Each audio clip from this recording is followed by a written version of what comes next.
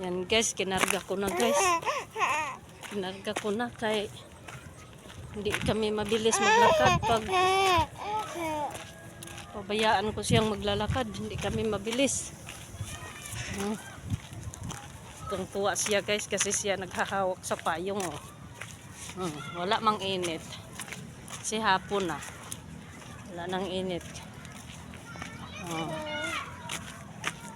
Bait niya ngayon kasi siya ang gustong umuwi na eh. Doon kasi siya sa iyang mama natulog kagabi. Oh. Isang gabi lang siya natulog sa bahay mama nila. Mama niya. Hawakan mo maayos kay mahulog. Sobrang ligalig doon sa tindahan. Panay kalat. Napikon ng mama. Kaya inuwi ko na lang guys. Kay napakakulit naman. Hindi naman talaga makinig. Ayan o. Sos, pastilan.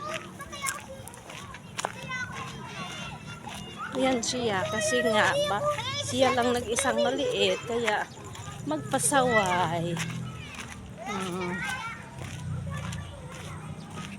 Pasaway siya guys. Bahalag doon siya sa bahay magkalat guys. Okay lang. Yan. Thank you for watching guys.